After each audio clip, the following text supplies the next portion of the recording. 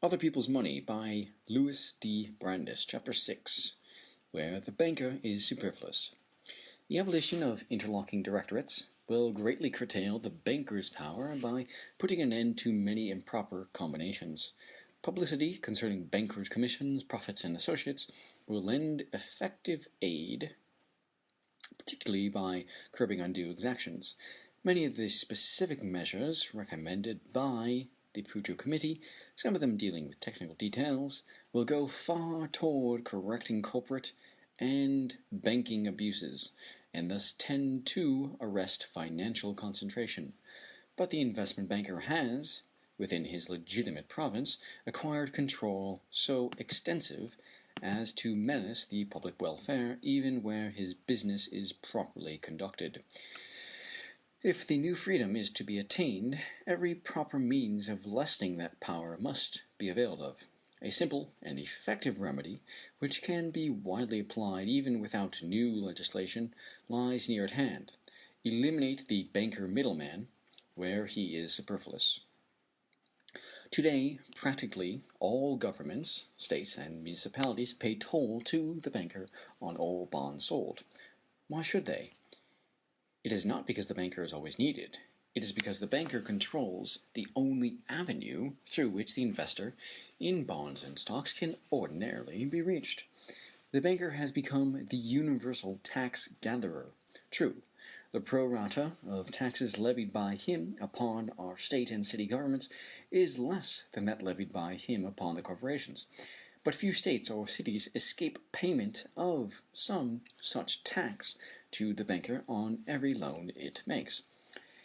Even where the new issues of bonds are sold at public auction, or to the highest bidder on sealed proposals, the bankers' syndicates usually secure large blocks of the bonds, which are sold to the people at a considerable profit. The middleman, even though unnecessary, collects his tribute. There is a legitimate field for dealers in state and municipal bonds. As for other merchants, investors already owning such bonds must have a medium through which they can sell their holdings. And those states or municipalities which lack an established reputation among investors, or which must seek more distant markets, need the banker to distribute new issues. But there are many states and cities which have an established reputation and have a home market at hand. These should sell their bonds direct to investors without the intervention of middlemen, and as like conditions prevail with some corporations, their bonds and stocks should also be sold direct to the investor. Both financial efficiency and industrial liberty demand that the banker's toll be abolished where that is possible. Banker and broker. The business of the investment banker must not be confused with that of the bond and stockbroker. The two are often combined, but the functions are essentially different. The broker performs a very limited service. He has properly nothing to do with the original issue of securities, nor with their introduction to the market. He merely negotiates a purchase or sale as agent for another under specific orders. He exercises no discretion except in the method of bringing buyer and seller together or of executing orders. For his humble service he receives a moderate compensation, a commission, usually 1/8 of 1%, 12 1/2 cents for each $100, on the par value of the security sold. The investment banker also is a mere middleman. But he is a principal, not an agent. He is also a merchant in bonds and stocks. The compensation received for his part in the transaction is, in many cases, more accurately described as profit than as commission. So far as concerns new issues of government, state and municipal bonds especially, he acts as merchant, buying and selling securities on his own behalf, buying commonly at wholesale from the maker and selling at retail to the investors, taking the merchant's risk and the merchant's profits. On purchases of corporate securities, the profits are often very large, but even a large profit may be entirely proper, for when the banker's services are needed and are properly performed, they are of great value. On purchases of government, state, and municipal securities, the profit is usually smaller, but even a very small profit cannot be justified if necessary. How the banker can serve. The banker's services include three distinct functions, and only three. First, specifically as expert, the investment banker has the responsibility of the ordinary retailer to sell only that merchandise which is good of its kind. But his responsibility in this respect is unusually heavy, because he deals in an article on which a great majority of his customers are unable themselves to pass intelligent judgment without aid. The purchase by the investor of most corporate securities is little better than a gamble, where he fails to get the advice of someone who has investigated the security thoroughly as the banker should. For few investors have the time, the facilities, or the ability to investigate properly the value of corporate securities. Second, specifically as distributor, the banker performs an all-important service in providing an outlet for securities. His connections enable him to reach possible buyers quickly, and goodwill, that is, possession of the confidence of regular customers, enables him to effect sales where the maker of the security might utterly fail to find a market. Third, specifically as jobber or retailer, the investment banker, like other merchants, carries his stock in trade until it can be marketed. In this he performs a service which is often of great value to the maker. Needed cash is obtained immediately, because the whole issue of securities can thus be disposed of by a single transaction. And even where there is not immediate payment, the knowledge that the money will be provided when needed is often of paramount importance. By carrying securities in stock, the banker performs a service also to investors, who are thereby enabled to buy securities at such times as they desire. Whenever makers of securities, or investors, require all or any of these three services, the investment banker is needed, and payment of compensation to him is proper.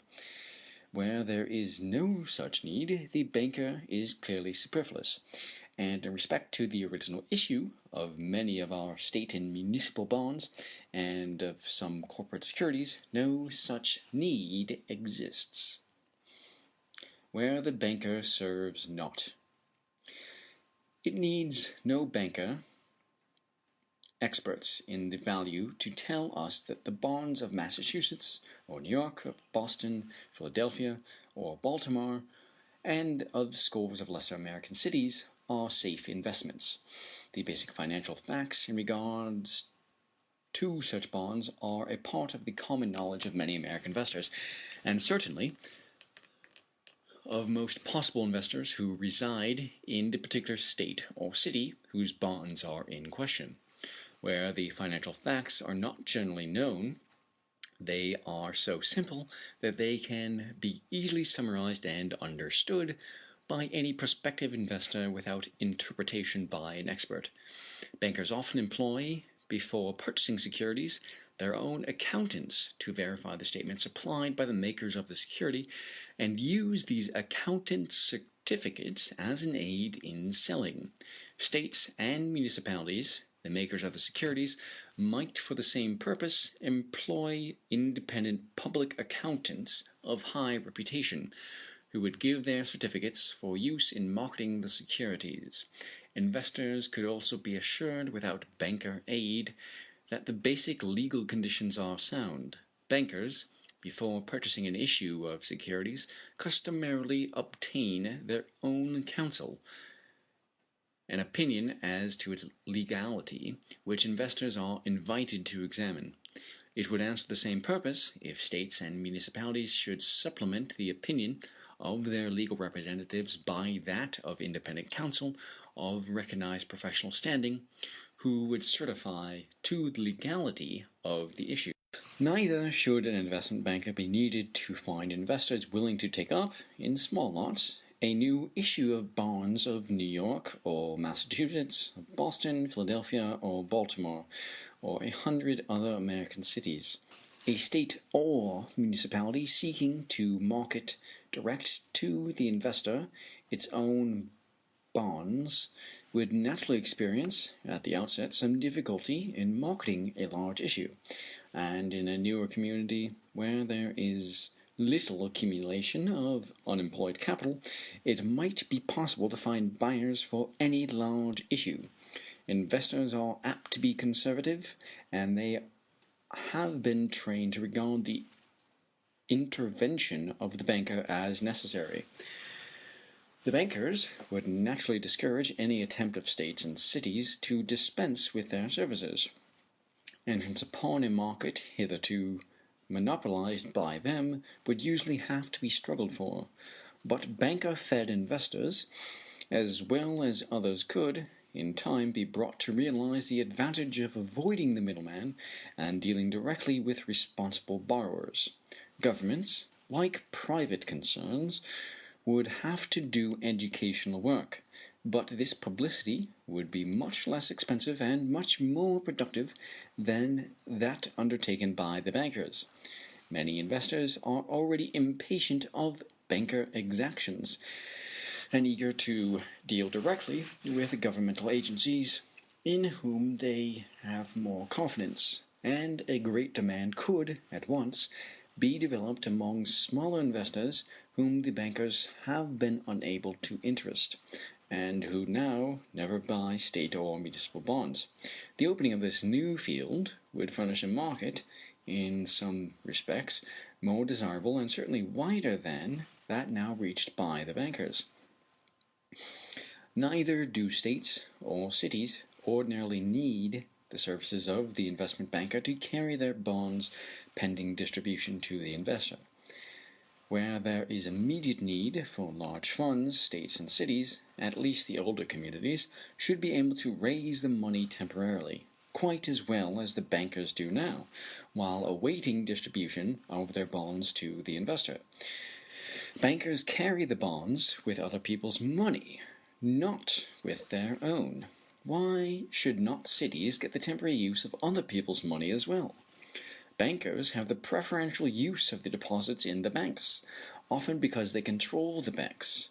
Free these institutions from banker control, and no applicant to borrow the people's money will be received with greater favor than our large cities.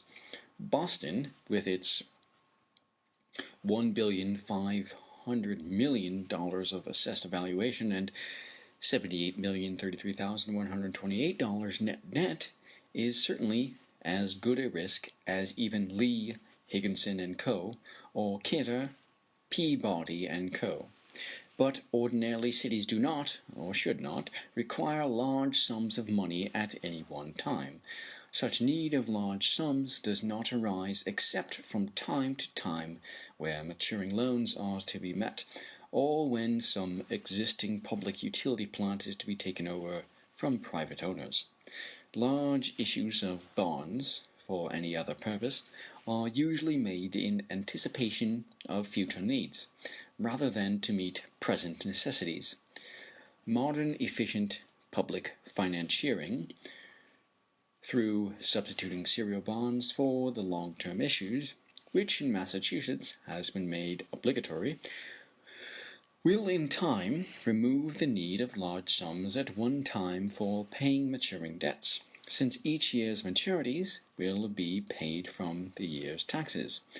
Purchases of existing public utility plants are of rare occurrence, and are apt to be preceded by long periods of negotiation. When they occur, they can, if foresight be exercised, usually be financed without full cash payment at one time. Today, when a large issue of bonds is made, the banker, while ostensibly paying his own money to the city, actually pays to the city other people's money which he has borrowed from the banks. Then the banks get back, through the city's deposit, a large part of the money so received. and when the money is returned to the bank, the banker has the opportunity of borrowing it again for other operations. The process results in double loss to the city. The city loses by not getting from the banks as much for its bonds as investors would pay, and then it loses interest on the money raised before it is needed. For the bankers receive from the city bonds bearing rarely less than 4% interest, while the proceeds are deposited in the banks, which rarely allow more than 2% interest in the daily balances. Cities that have helped themselves. In the present year, some cities have been led by necessity to help themselves. The bond market was poor, business was uncertain, money tight, and the ordinary investor reluctant. Bankers were loath to take new bond issues. Municipalities were unwilling to pay the high rates demanded of them, and many cities were prohibited by law or ordinance from paying more than 4% interest, while good municipal bonds were selling at a 4.5 to 5% basis. But money had to be raised, and the attempt was made to borrow it direct from the lenders instead of from the banker middleman. Among the cities which raised money in this way were Philadelphia, Baltimore, St. Paul, and Utica, New York. Philadelphia, under Mayor Blankenberg's inspiration, sold nearly $4,170,000 in about 2 days on a 4% basis, and another over-the-counter sale has been made since. In Baltimore, with the assistance of the Sun, $4,766,000 were sold over-the-counter on a 4% basis. Utica's two popular sales of 4.5% bonds were largely oversubscribed, and since then other cities large and small have had their over-the-counter bond sales. The experience of Utica, as stated by its controller, Fred G. Reiswig, must prove of general interest.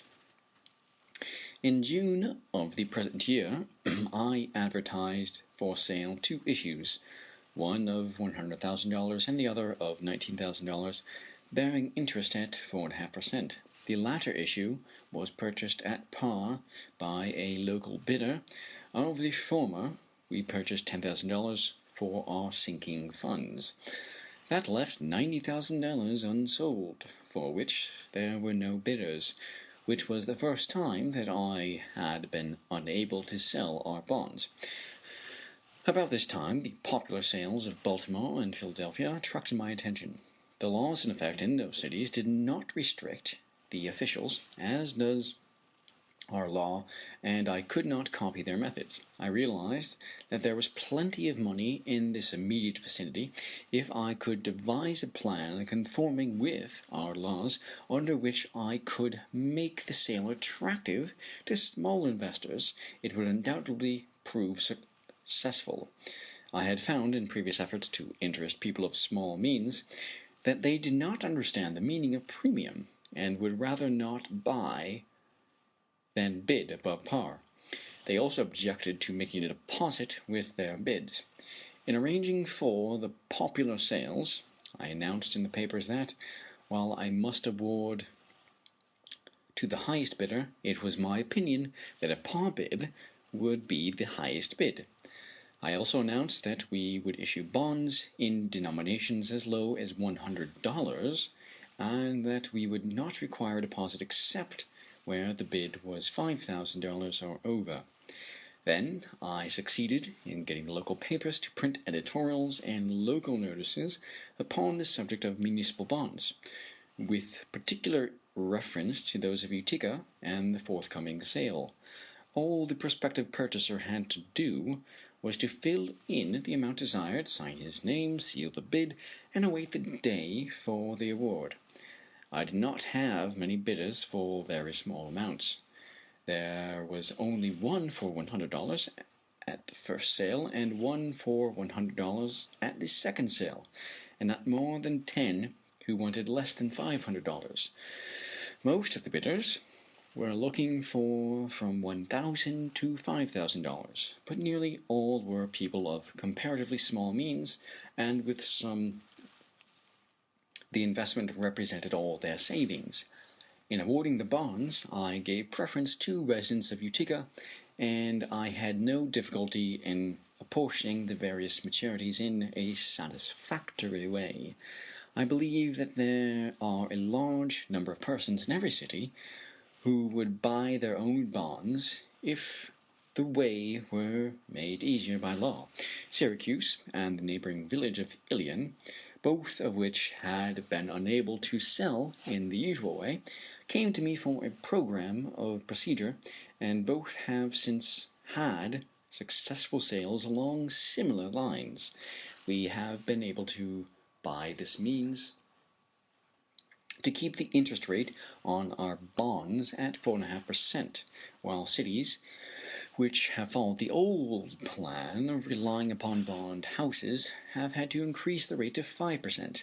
I am in favor of amending the law in such a manner that the Common Council, approved by the Board of Estimate and Apportionment, may fix the prices at which bonds shall be sold, instead of calling for competitive bids. Then place the bonds on sale at the Comptroller's office to anyone who will pay the price. The prices upon each issue should be graded according to the different values of different maturities. Under the present law, as we have it, conditions are too complicated to make a sale practicable except upon a basis of par bids. Salesmanship and education. Such success as has already been attained is largely due to the unpaid educational work of leading progressive newspapers. But the educational work to be done must not be confined to teaching the people, the buyers of the bonds.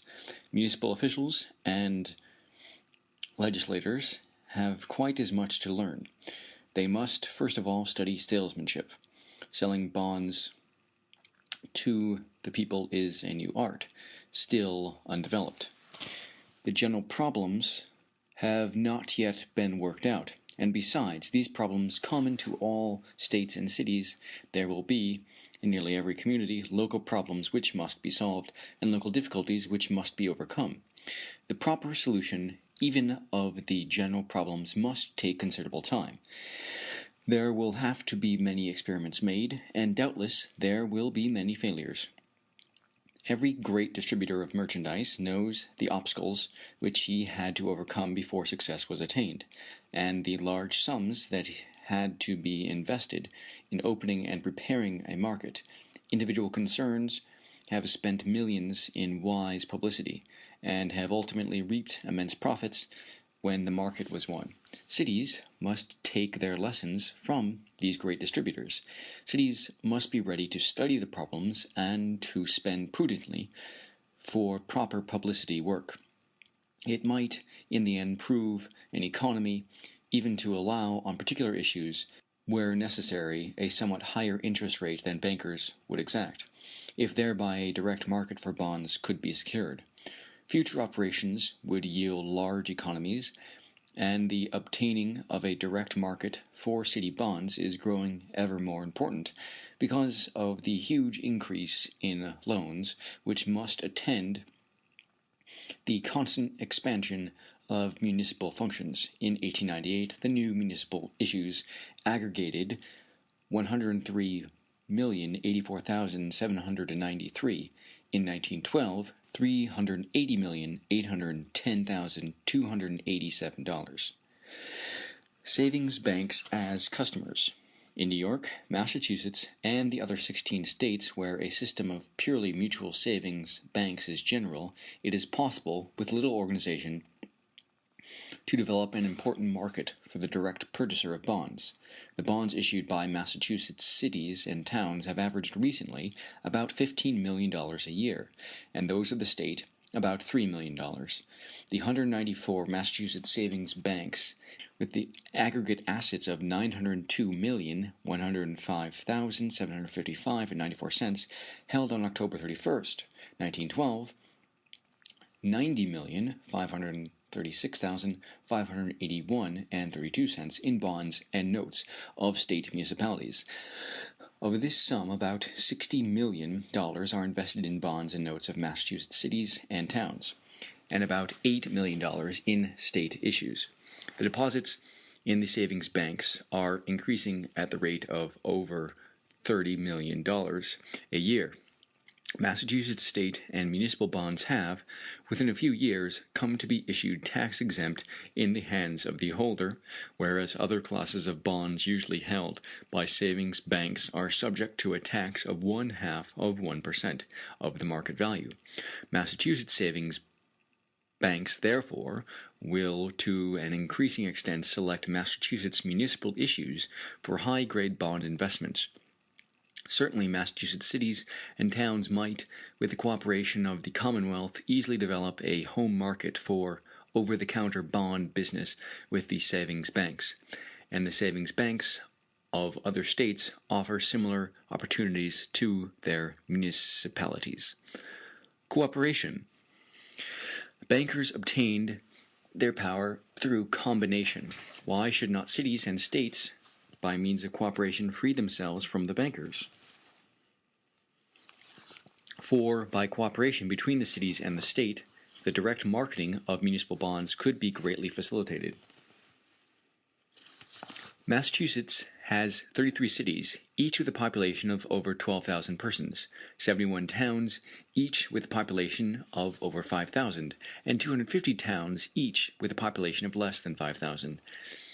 308 of these municipalities now have funded indebtedness outstanding. The aggregate net indebtedness is about $180 million. Every year, about $15 million of bonds and notes are issued from the Massachusetts cities and towns for the purpose of meeting new requirements and refunding old indebtedness. If these municipalities would cooperate in marketing securities, the market for the bonds of each municipality would be widened, and there would exist also a common market for Massachusetts municipal securities, which would be usually well supplied, would receive proper publicity, and would attract investors. Successful merchandising obviously involves carrying an adequate, well-assorted stock. If every city acts alone in endeavoring to market its bonds direct, the city's bond-selling activity will necessarily be sporadic. Its ability to supply the investor will be limited by its own necessities for money. The market will also be limited to the bonds of the particular municipality. But if a state and its cities should cooperate, there could be developed a continuous and broad market for the sales of bonds over the counter.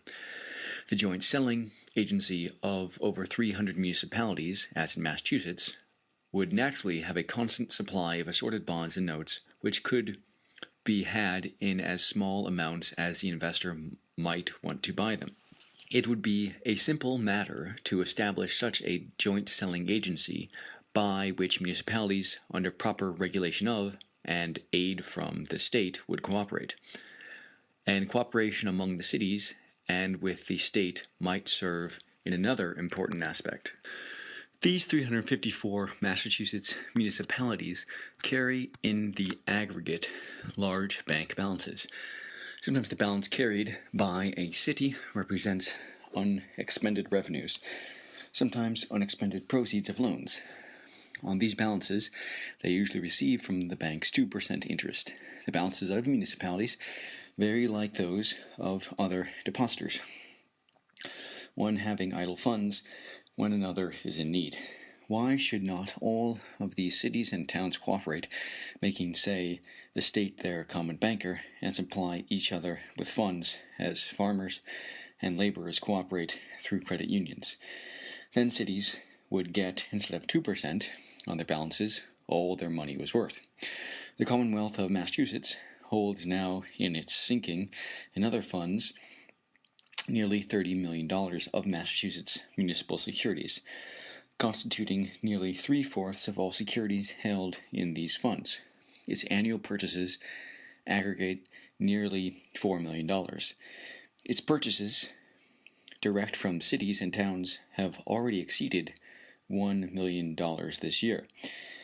It would be but a simple extension of the state's function to cooperate, as indicated in a joint municipal bond selling agency and credit union.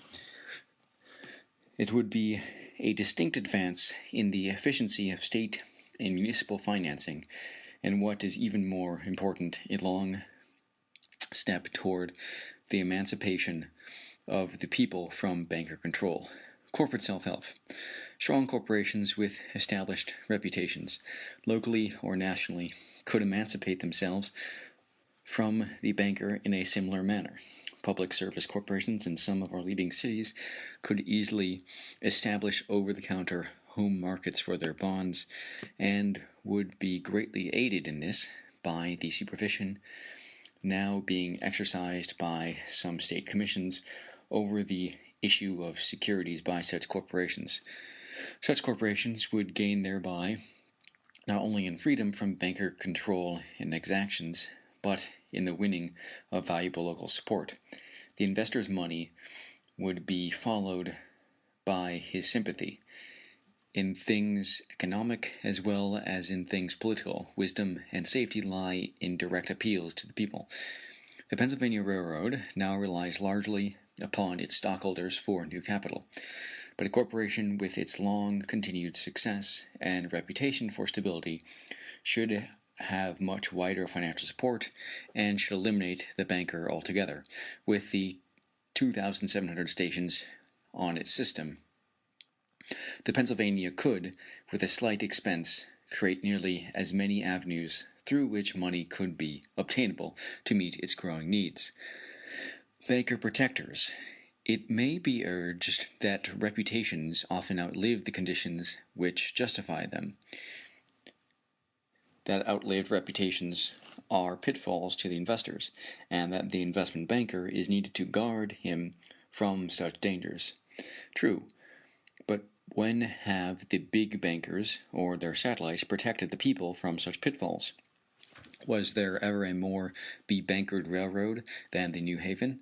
Was there ever a more banker-led community of investors than New England? 6 years before the fall of that great system, the hidden dangers were pointed out to those banker experts. Proof was furnished of the rotting timbers. The disaster-breeding politics were laid bare. The bankers took no action. Repeatedly, thereafter, the bankers' attention was called to the steady deterioration of the structure. The New Haven books disclose 11,481 stockholders who are residents of Massachusetts, 5,682 stockholders in Connecticut, 735 in Rhode Island, and 3,510 in New York. Of the New Haven stockholders, 10,474 were women. Of the New Haven stockholders, 10,222 were of such modest means that their holdings were from 1 to 10 shares only. The investors were sorely in need of protection. The city directories disclose 146 banking houses in Boston, 26 in Providence, 33 in New Haven and Hartford, and 357 in New York City. But who connected with those New England and New York banking houses during the long years which preceded the recent investigation of the Interstate Commerce Commission raised either voice or pen in protest against the continuous mismanagement of that great trust property, or warned the public of the impending disaster? Some of the bankers sold their own stock holdings. Some bankers whispered to a few favored customers advice to dispose of New Haven stock, but not one banker joined those who sought to open the eyes of New England to the impending disaster and to avert it by timely measures. New England's leading banking houses were ready to cooperate with the New Haven management in taking generous commissions for marketing the endless supply of new securities. End of Chapter 6. Recording by John Thomas Kuzmarski, JTK.